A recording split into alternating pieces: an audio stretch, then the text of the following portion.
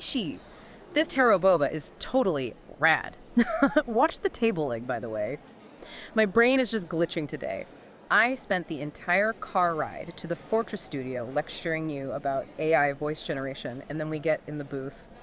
I already calculated a 60% probability of a boba spill if bumped. You were just trying to optimize the workflow hype, I didn't mind. And it was just a rudimentary level check. I was only strumming 4 basic chords to test the mic. But you didn't just strum. You picked up that acoustic guitar off the wall, and your whole posture shifted. It was like looking at a stranger. I almost got mad, like, how do you keep this whole dimension of yourself hidden from... But then I remembered it's not hidden. I pulled out my phone and hit record. I recorded this for our listeners.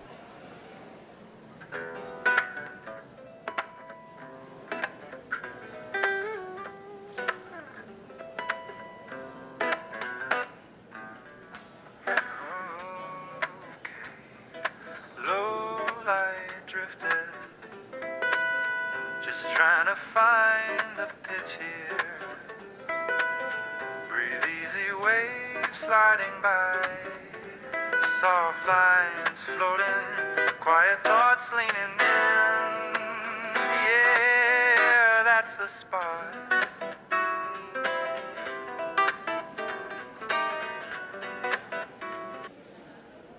It was just standard acoustic finger picking hype.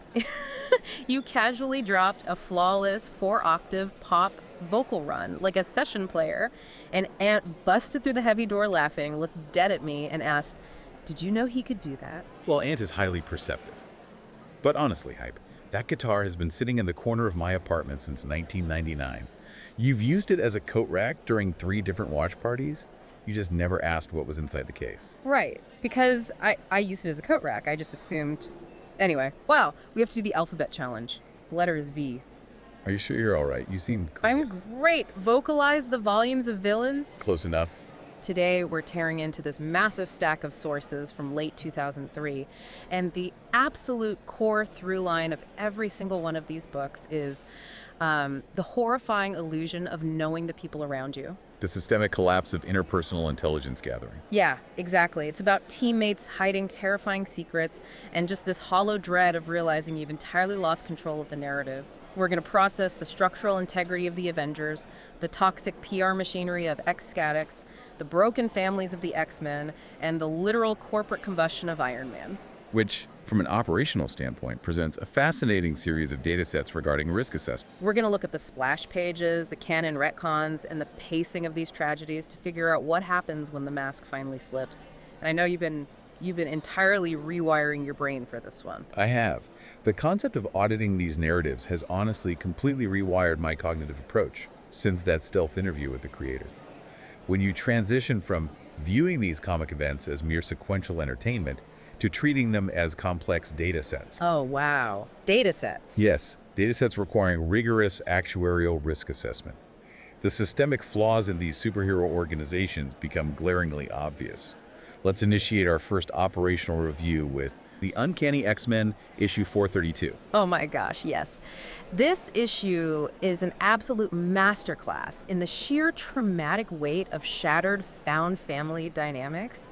It pulls you right into the agonizing emotional epicenter of Nightcrawler's existence. It certainly has a high volume of narrative variables. Imagine fighting your entire life to prove your soul is pure, right? You look like a literal demon, but you cling to your Catholic faith and your swashbuckling heroism to prove you are a creature of light. His psychological coping mechanisms are well documented. And then the veil is violently ripped away in a hellish dimension. A demonic warlord named Azazel drops the horrific paternity reveal that he is Kurt's actual father. A significant genetic anomaly, to be sure. Not only that, but he is also the father of Abyss and Kiwi Black. He essentially tells Kurt that his lineage is literally rooted in a biblical analog demon who refers to himself as Satan. It completely destabilizes Kurt's entire canonical origin story. From a strictly biological standpoint, it just provides clarity on his phenotype. It breaks him. The X-Men watch in absolute horror as Azazel's follower, Idrisil, brutally silences Professor Dibble, just to punctuate the grim reality of this nightmare. The localized violence was notably efficient. But somehow, even that sweeping operatic betrayal completely pales in comparison to the gut-wrenching romantic tragedy unfolding out in the cold vacuum of space. Ah, yes, the orbital situation. Logan and Jean Grey are trapped on asteroid M as it hurtles toward the sun. They realize they have 36 hours of air, but will literally be incinerated in 24. The thermal reality of that trajectory is absolute. This leads to the ultimate heartbreaking sacrifice of love. Wolverine, bearing his soul and admitting his gruesome past, chooses to plunge his adamantium claws directly into Jean's torso. A highly pragmatic solution to a terminal scenario. He opts to spare the woman he loves an agonizing, slow death by solar radiation.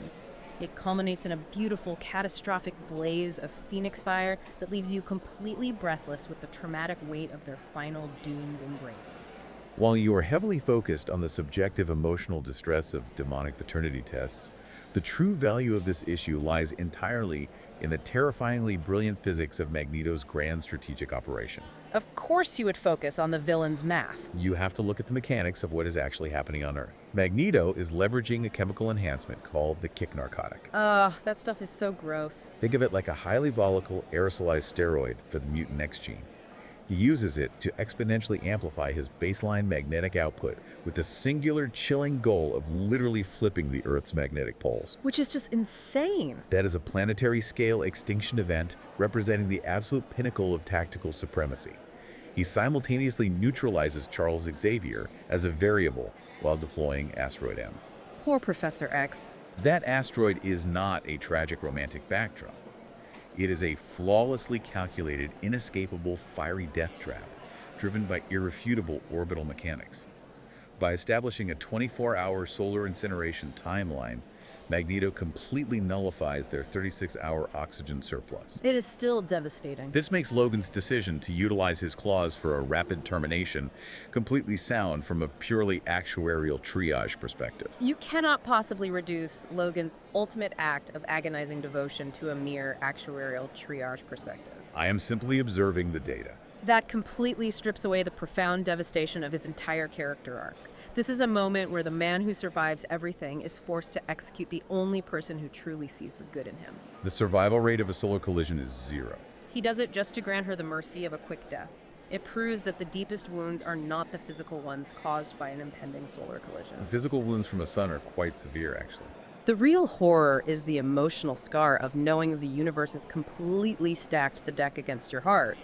You are left to carry the ash of that trauma forever while the person you loved burns away in your arms. I will concede that the psychological variable of their interpersonal bond likely elevated Logan's stress markers during the execution. You think? However, the thermal reality of a solar plunge dictates that prolonged exposure would yield catastrophic sensory overload and cellular boiling. The instantaneous kinetic trauma of an adamantium strike remains the only statistically humane and tactically viable option available to a combatant in a completely sealed, failing environment with 0 probability of external extraction. This issue forces you to realize that the foundational truths of your life, whether it is the purity of your soul or the safety of your found family, are nothing but fragile illusions masking a legacy of demonic manipulation. Your tactical spreadsheets cannot measure the volume of tears shed over Logan's agonizing choice. My final evaluation of this operational scenario yields an 8 out of 10. And I am giving this absolute masterpiece of emotional devastation a flawless 10 out of 10 for pure tragic weight. Transitioning from the macro-scale orbital mechanics of Asteroid M, we must now direct your attention to the absolute masterclass in ground-level tactical efficiency and biological siege warfare presented in The Incredible Hulk, issue 62. Oh, this one is rough. Magneto thought he could control the entire planet with a mathematical plan. But as we see in this source, the most terrifying threats are microscopic, chaotic, and impossible to plan for. This narrative brilliantly prioritizes logistical survival over melodrama. If you say so. It begins with the highly commendable deception executed by Doc Samson and Sandra Verdugo. They leverage the chaos of a vehicular crash orchestrated by Homebase to fake their own demise. Which was actually pretty clever. They exploit the enemy operatives' strict orders for bodily dismemberment to draw them into a lethal ambush, simultaneously hijacking the adversary's helicopter to vastly improve their own geographic mobility. That is a maneuver of pristine strategic value. It is immediately rivaled by the escalating threat at Nadia's Diner, where a localized perimeter defense is established against a terrifying insectoid biological weapon known as the krill. The krill are nightmare fuel. We are given a textbook demonstration of utilizing fatal choke points. By funneling the trill through narrow doorways, the precise deployment of buckshot maintains structural integrity against an overwhelming numerical swarm. Just blasting away at bugs. All the while, Bruce Banner's catastrophic vehicular failure on a nearby highway mathematically guarantees the delayed, yet inevitable, arrival of an unstoppable gamma-irradiated asset. That asset will violently scatter the remaining biological threats through sheer, unmitigated kinetic force. You are completely ignoring the agonizing, heart-stopping emotional whiplash that transforms this seemingly straightforward survival horror scenario into a deeply profound exploration of shared trauma. Shared trauma is not an effective deterrent against a biological swarm. The true core of this narrative isn't the deployment of buckshot or the geometry of the diner's choke points. It is the suffocating tension between Nadia and the heavily shadowed, incredibly mysterious Mr. Blue as they desperately barricade themselves in that attic. The attic was a poor defensible position, frankly. Their frantic fight for survival strips away all the tactical espionage layers to reveal a deeply damaged, raw humanity.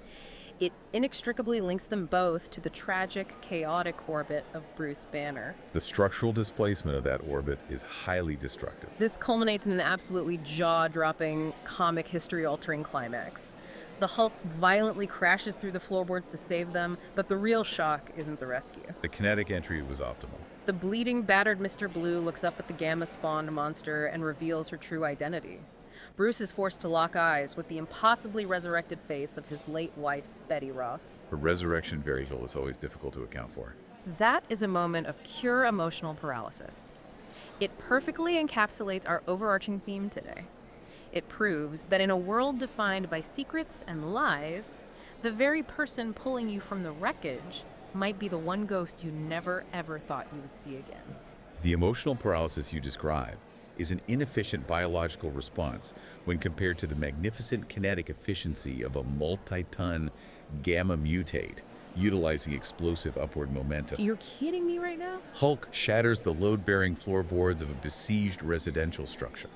This instantly neutralizes the tactical advantage of the Krill swarm through catastrophic blunt force trauma and massive architectural displacement. Oh my goodness. He proves that overwhelming physical power is the ultimate solution to complex biological incursions, regardless of who is standing in the attic. How can you look at a splash page where a man realizes the love of his life has clawed her way back from the grave to operate as a shadowy operative and only see architectural displacement? The architecture was significantly compromised. The entire narrative gravity of the issue is anchored in that single tragic moment of silent eye contact amidst the splintered wood.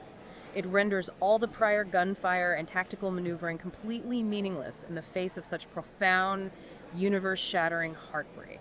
The narrative's true strength actually lies in the ruthless, uncompromising operational directives of home base. Their highly logical protocol demands the explicit dismemberment and scattering of enemy remains to absolutely guarantee the prevention of survival or resurrection. That is a chillingly efficient administrative mandate that elevates the threat level far beyond standard adversarial encounters. I am completely dismissing your cold actuarial read on the Krill body count, and I am locking in my score at a completely flawless 10 out of 10 for maximizing the emotional trauma and found family resonance of the Hulk's shattered continuity. I'm factoring in the operational efficiency heavily, yielding a final metric of 8 out of 10. Speaking of shattered continuity and the agonizing horror of realizing you are completely powerless against the hidden monsters lurking in the shadows, we must urgently unpack the absolute survival horror nightmare that is Venom issue 7. A highly dynamic, biologically chaotic scenario. This is a deeply traumatic exploration of the horrifying lack of bodily autonomy. It forces you to watch in helpless despair as an innocent, unsuspecting civilian named Clem is violently hijacked by a world-ending alien parasite right in the middle of a mundane diner. The parasite's adaptation speed is remarkable. It creates an incredibly visceral, deeply disturbing atmosphere of panic. That panic only escalates when the symbiote ruthlessly forces itself onto the unsuspecting man. A tactical transfer of host bodies. It completely erases her identity and weaponizes her physical form in a grotesque display of dominance that strips away every ounce of her humanity. Fighting the symbiote isn't like a boxing match, no. Obviously not. It lacks a rigid skeletal structure. It is like trying to fight off a biological computer virus that is actively rewriting your operating system while you are still using it.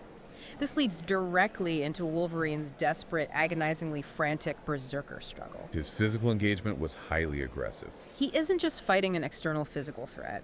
He is fighting a deeply invasive, psychologically manipulative monster that actively wants to violate his mind, consume his free will, and force him into the ultimate, non-consensual nightmare of becoming a permanent host. The host integration process is fascinating. It turns this entire issue into a suffocating, claustrophobic tragedy about the desperate, terrifying fight to simply retain ownership of your own soul against an enemy that intimately knows your deepest, darkest insecurities. The concept of a soul is a non-quantifiable variable that completely distracts from the phenomenal combat mechanics and pristine tactical efficiency showcased in this specific encounter. Really? That is what you took from this. We should focus on Wolverine's highly pragmatic decision to utilize his adamantium claws to sever the symbiote's hand.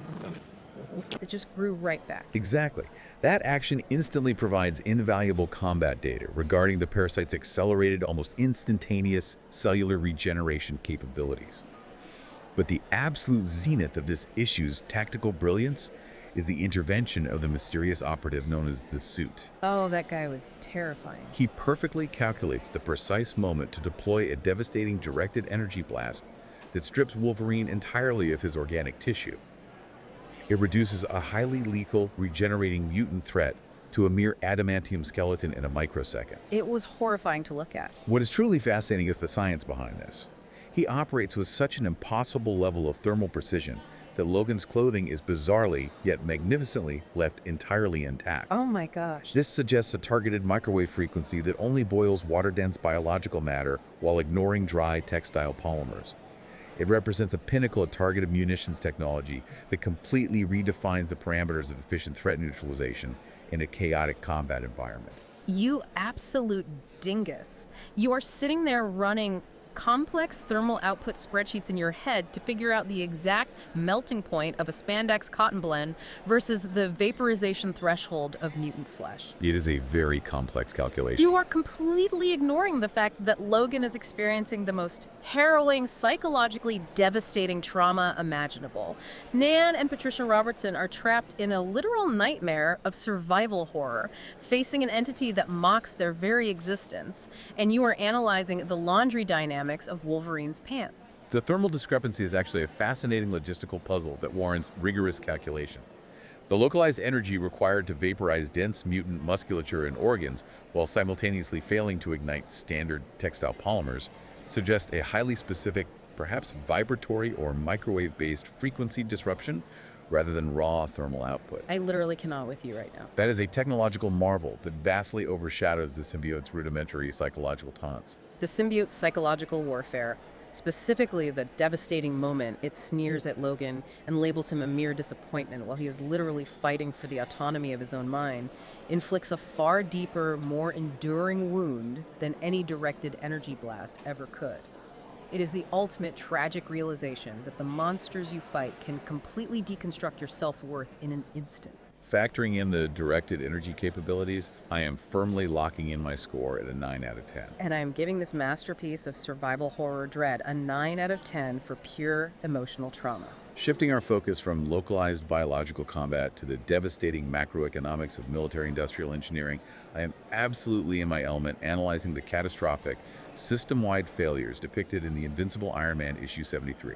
Oh, I'm sure you love the spreadsheets in this one. This narrative reads like a pristine, terrifying case study in advanced logistical negligence.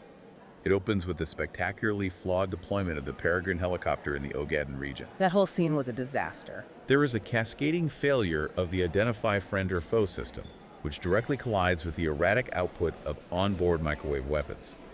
For you listening, an IFF system is essentially a cryptographic transponder that tells automated weapon systems not to shoot your own team. Yeah, friendly fire is bad. When that glitches, while microwave crowd control weapons are firing, you get a truly horrific, chemically fascinating reality.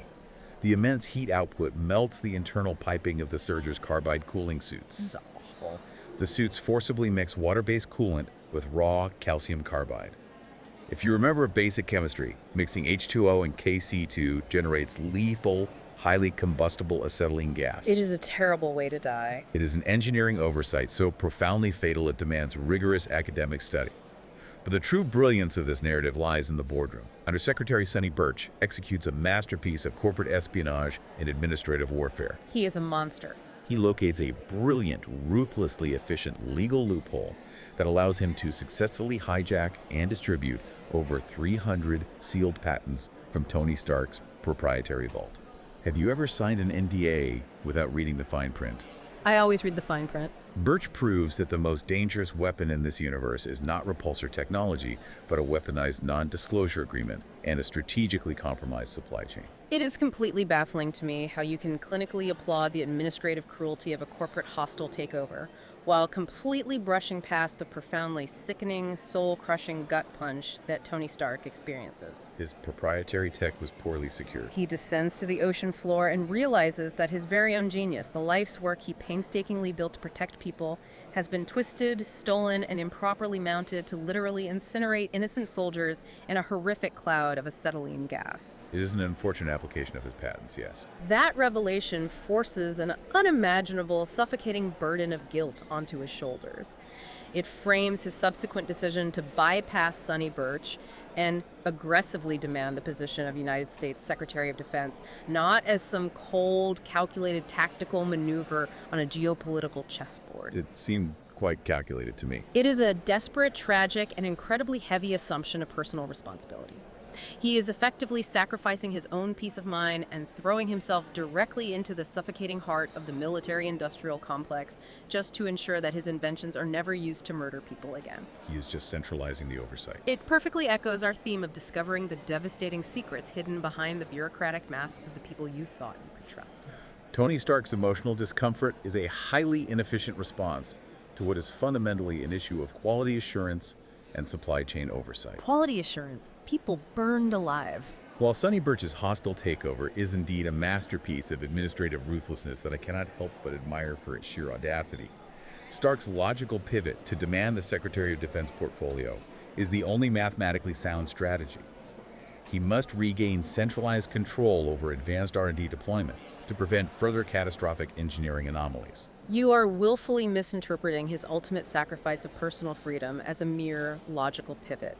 You are completely ignoring that stepping into the Pentagon is the emotional equivalent of locking himself inside the very cage he has spent his entire adult life trying to escape. It is a very spacious, highly fortified cage. It proves once again that the heaviest armor Tony wears isn't made of gold titanium alloy, but of overwhelming guilt and profound tragedy. The necessity of establishing rigorous, centralized oversight for advanced military research and development vastly supersedes any individual's personal emotional comfort.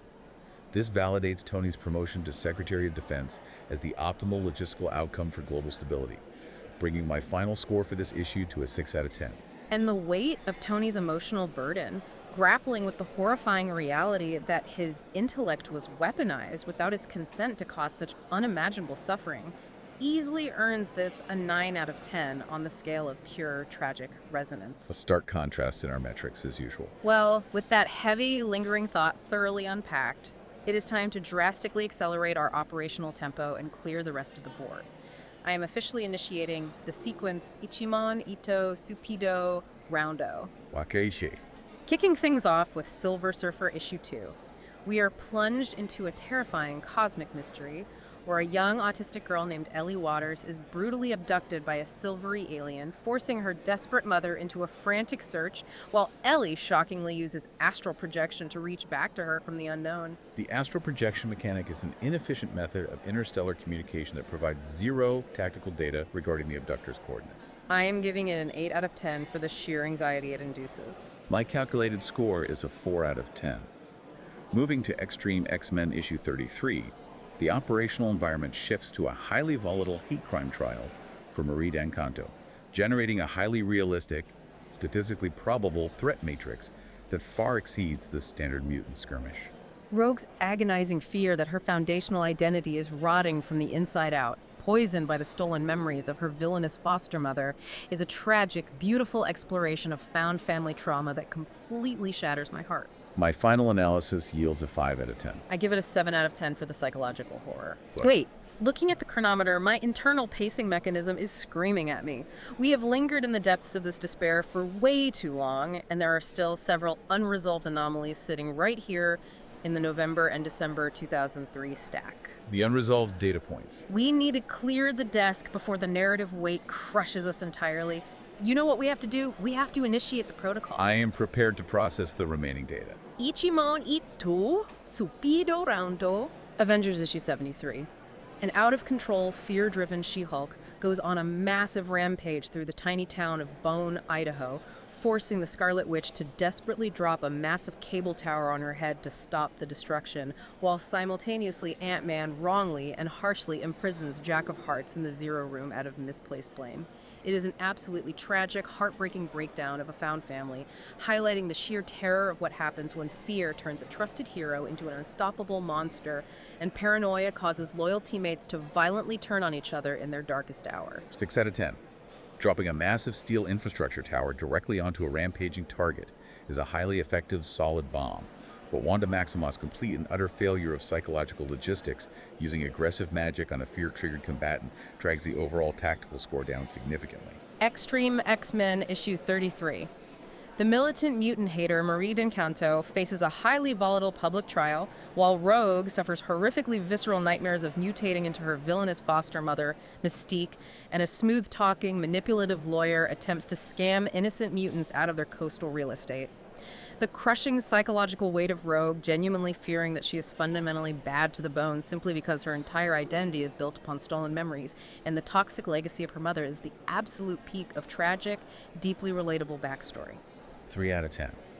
There is entirely too much procedural courtroom drama and mundane property real estate scamming occurring here, failing completely to provide the necessary quota of actual tactical explosions or physical combat to justify the extensive page count. Silver Surfer issue 2.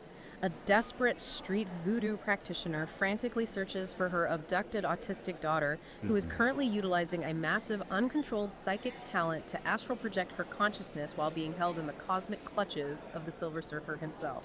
The agonizing, desperate love of a terrified mother running frantically through internet cafes with severe cosmic burns on her hands just to find her child is a deeply moving, fundamentally human narrative that anchors the sprawling cosmic mystery in pure heartbreak. 5 out of 10.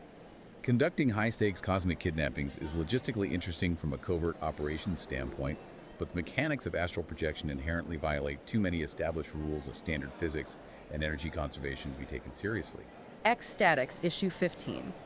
The recently resurrected pop star Henrietta Hunter aggressively replaces Tyke as the team leader, prompting the fame-obsessed, deeply cynical members of Ecstatics to casually and unanimously agree to assassinate her purely to protect their corporate brand and media market share. The profound, suffocating tragedy of a young girl literally crawling back from the grave to get a second chance at life, only to realize she is immediately being used as a disposable corporate pawn by Eurotrash assassins and the manipulative Spike Freeman, is painfully, disgustingly relatable in our modern culture. 2 out of 10. While I must acknowledge that the creator did finally pull an issue of this series from the archives for us to audit, this cynical, reality TV-obsessed garbage completely fails the tactical action metric as it replaces genuine combat with miserable, inefficient PR stunts in shareholder meetings. And that brings us to the end of the stack, my amazing comic collective. But before we officially close the files on the Tea Shop tapes for this session, I want you to sit back, take a sip of whatever you are drinking, and really mull over a final thought that builds off everything we just audited today. Logistical wrap-up. Proceed. We spent this entire deep dive watching foundational systems completely break down. But consider this. When you are stripped of your infrastructure, your family, and your technology, does the trauma of that failure rewrite your actual DNA? If the universe forces you to lock away a massive part of yourself, like a hidden talent or a dark secret, just to survive the logistics of your daily life, are you still technically the hero of your own story, or are you just a highly efficient monster waiting to be unzipped? That is a highly unquantifiable variable. It is a heavy, lingering question about whether our humanity survives the failures of the world around us, and it is something I want you to carry with you until our next session. The actuarial risk of missing our next deep dive and remaining uninformed on these critical narrative logistics is simply too high. So I highly recommend you secure your connection to this feed. So snap to it, true believers, and smash that subscribe button with the absolute unstoppable force of an adamantium claw before the algorithm leaves you stranded in the negative zone. We will catch you next time, assuming we can finally figure out what else has been hiding in plain sight this whole time. While you formulate your own theories on that, make sure you execute a flawlessly rotating, highly tactical strike on that subscribe button to ensure you never miss an audit. Keep your boba exactly as chewy as physics allows, and as always, oishi.